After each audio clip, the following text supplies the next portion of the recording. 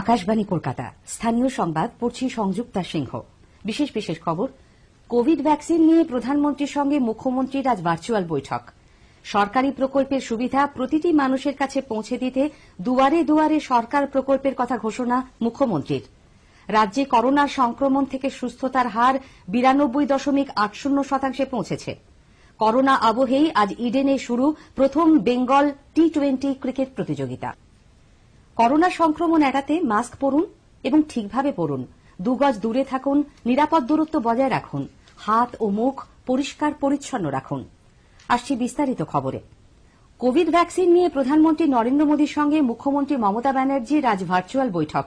Corona সংক্রমণে সবচেয়ে বেশি প্রভাবিত 8টি রাজ্যের মুখ্যমন্ত্রীদের সঙ্গে প্রধানমন্ত্রী আজ পরিস্থিতি পর্যালোচনার পাশাপাশি ভ্যাকসিন বন্টনের পন্থা পদ্ধতি নিয়ে আলোচনা করবেন বলে জানা গেছে।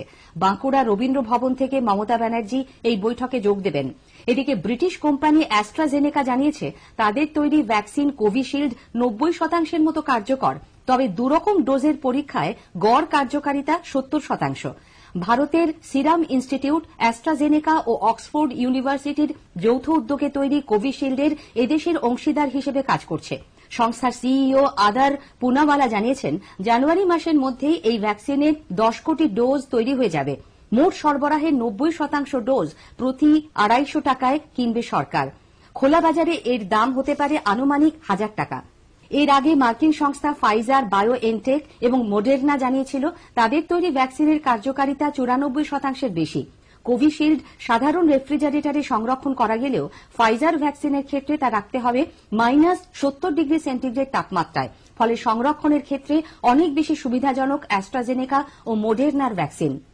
কয়েক মাসের মধ্যে কোভিড ভ্যাকসিন হাতে আসার সম্ভাবনা উজ্জ্বলতর হয়ে ওঠার সঙ্গে সঙ্গে বিশ্ব স্বাস্থ্য সংস্থা হুর সতর্কবাণী, ভ্যাকসিন হস্তগত করার দৌড়ে দরিদ্রতমরা যেন পদপিষ্ট না হয়।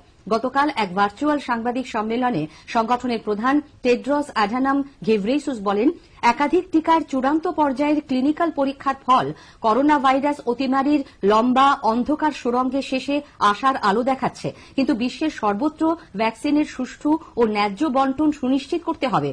প্রতিটি সরকার যেভাবেই হোক তার নাগরিকদের রক্ষা করতে চাইবে, এটা স্বাভাবিক, কিন্তু যে বিপদ এখন সবচেয়ে বড় হয়ে উঠেছে তা হল ভ্যাকসিনের হুড়োহুড়িতে পদপিষ্ট হবে দরিদ্রতম ও দুর্বলতমরা।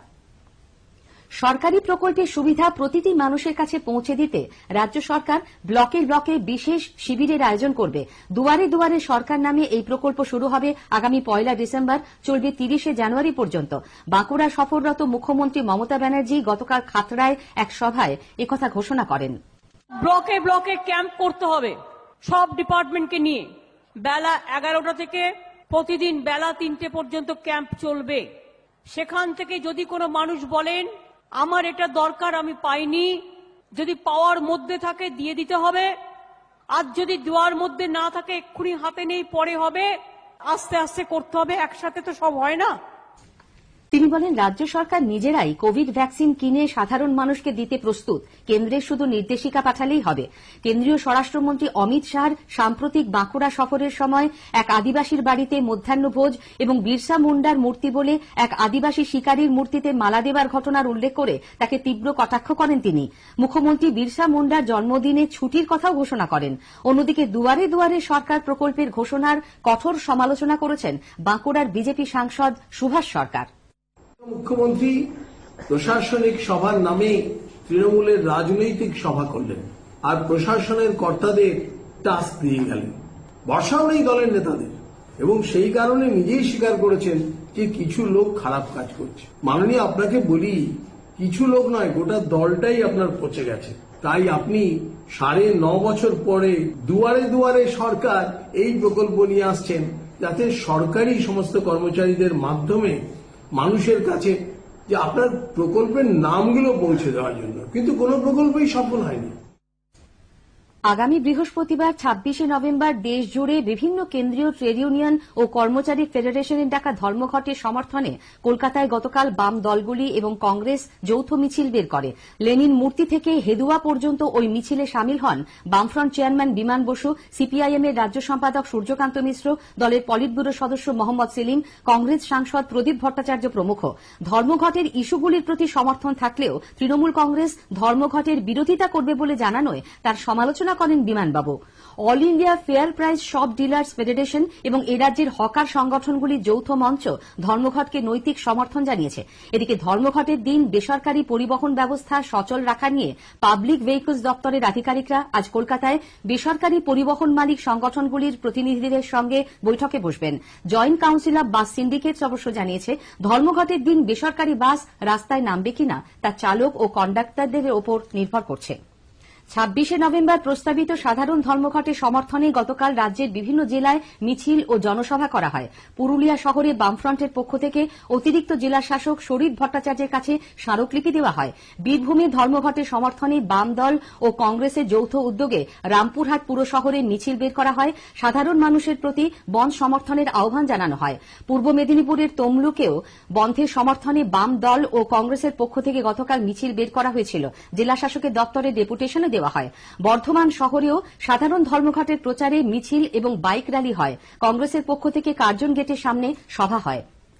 দলের সঙ্গে পরিবহন মন্ত্রী শুভেন্দু অধিকারীর দূরত্ব বাড়া নিয়ে বিস্তর জল্পনার মধ্যেই প্রবীণ তৃণমূল কংগ্রেস নেতা সাংসদ সৌগত রায় গতকাল কলকাতায় তাঁর সঙ্গে একান্তে বৈঠকে বসেন। কিছুদিন আগেও দুই নেতার মধ্যে নিভৃতে আলোচনা হয় বলে সূত্রের খবর, তবে এই নিয়ে দুজনের কেউই মুখ খোলেননি। এদিকে পূর্ব বর্ধমানের জামালপুর ব্লক তৃণমূল অফিস লাগোয়া বাসস্ট্যান্ড, বাজার ও হরেকৃষ্ণ কোঙার সেতুর আশপাশে শুভেন্দু অধিকারীর ছবি সহ লড়াইয়ের মাঠে দেখা হবে আমরা দাদার অনুগামী লেখা ফ্লেক্স পোস্টার গতকাল চোখে পড়ে। বিষয়টি জানাজানি হতেই তোলপাড় পড়ে যায় দলের জামালপুরের শিবিরে। কে বা কারা ওইসব ফ্লেক্স ব্যানার লাগিয়েছে তা নিয়ে খোঁজ খবর নেওয়া হয়। অল ইন্ডিয়া মজলিসে ইত্তেহাদুল মুসলিমিন মিমের এ রাজ্যের আহ্বায়ক শেখ আনোয়ার পাশা সহ দলের বেশ কিছু কর্মী গতকাল তৃণমূল কংগ্রেসে যোগ দিয়েছেন। তৃণমূল ভবনে মন্ত্রী ব্রাত্য বসুর উপস্থিতিতে তাঁরা দলীয় পতাকা হাতে তুলে নেন। পরে শেখ আনোয়ার সাংবাদিকদের কাছে অভিযোগ করেন বিভিন্ন রাজ্যে মিমের প্রার্থীরা ভোট কেটে বিজেপিকে সুবিধা করে দিচ্ছে। বিহার বিধানসভা নির্বাচনেও সম্প্রতি একই ঘটনা ঘটেছে। বিজেপিকে রুখতে তৃণমূল কংগ্রেস নেত্রী মমতা ব্যানার্জিকে সমর্থনের আবেদন জানিয়েছেন ওই নেতা। স্থানীয় সংবাদ শুনছেন আকাশবাণী কলকাতা কেন্দ্র থেকে। রাজ্যে করোনা সংক্রমণ থেকে সুস্থতার হার আরও কিছুটা বেড়ে ৯২.৮০% পৌঁছেছে।